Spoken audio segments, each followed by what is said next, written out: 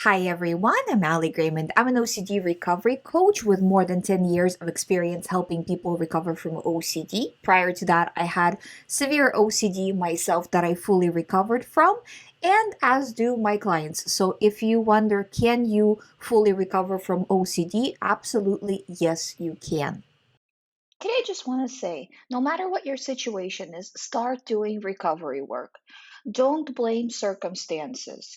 Don't blame parents. Don't blame stressful life. Just do a little bit. You can't say you cannot refuse rumination by 1 minute a day. You can't say you can't do one compulsion less a day. Somewhere there's something that you can reduce.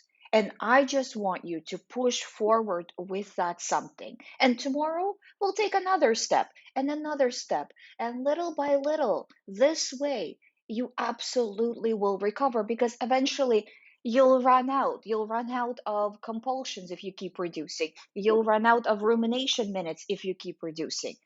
It's just inevitable. But you gotta stay on it every day, no matter what. Bad day, good day, stressful, a lot of OCD thoughts, not a lot of OCD thoughts. It really doesn't matter. The only thing that matters is what you are doing.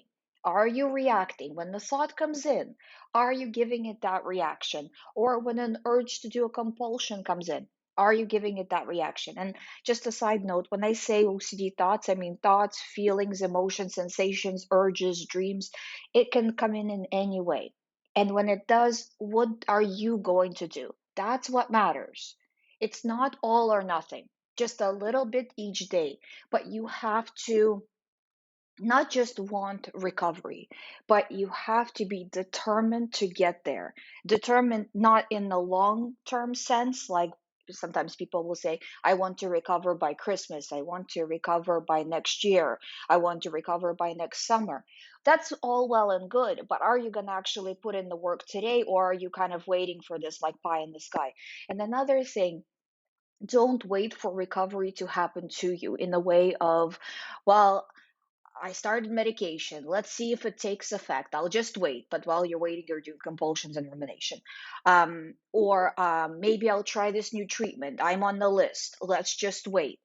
Waiting means, for the most part, for most people, it means getting worse because while you're waiting, you're getting yourself more caught up in rumination and compulsion. So if you are in a situation where you are starting medication or waiting for some sort of program.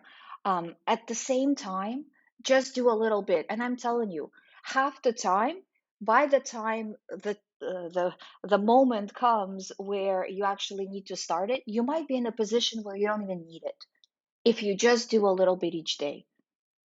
And what I see with clients over and over again is in the beginning, because they're scared, because they haven't done this type of recovery work where you do recovery all day, they're taking really, really tiny steps. Actually, to even get them to start taking steps, a lot of the time is a challenge. But they start to take really, really tiny steps. And then as they start to get confidence in themselves, the steps become larger and the recovery goes faster. So if in the beginning you find that I'm doing so little towards my recovery, I can only do this little tiny step, then do it. And then tomorrow, maybe just a little tiny bit more. And step by step, I mean, I promise you, I guarantee, whatever you want to say, you will get there because there's no other way. As long as you're doing it every single day.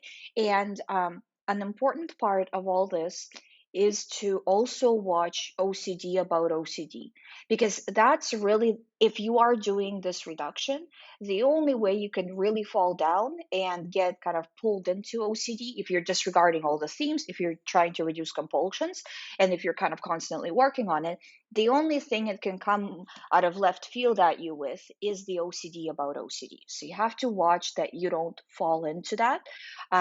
Any thought that you feel like you need to urgently solve, that you need to figure out, just add it as rumination time. You don't have to be like, this is OCD and this is not OCD and this is semi OCD. Just count it all. If it bothers you, why are you carrying this bag of rocks? I believe you've carried enough bags of rocks in your life, as have I with this OCD stuff, right? You don't need extra. So everything that bothers you, just count it as rumination and get rid of it. So you're free, truly free from this. And then also, because people with OCD, before they got into OCD, they were probably very sensitive to begin with. I know I was, most of my clients were. Um, so scaling that down as well, it's not necessary, but it's important, because I've said this in previous videos that step one, get out of OCD, right? Which is like the OCD house, as I call it. But then step two is get off of the OCD territory, which is kind of this like iffy stuff. And OCD about OCD is actually just clear OCD as well, but also this like real life stuff that you get caught up on from time to time. Get rid of that as well, because it's almost like a, like, not a precursor, but it's step right before OCD. Because if you get stressed out in real life, next stop on this train is OCD, because your mind got stressed, overwhelmed, and some thought will come in, and you might not be in a position to react correctly, and then you'll start to ruminate, and it's a runaway train at that point, right? So to put it plainly, absolutely you can recover. You just need to do recovery work every single day, little bit at a time, but keep accountable, keep tracking it.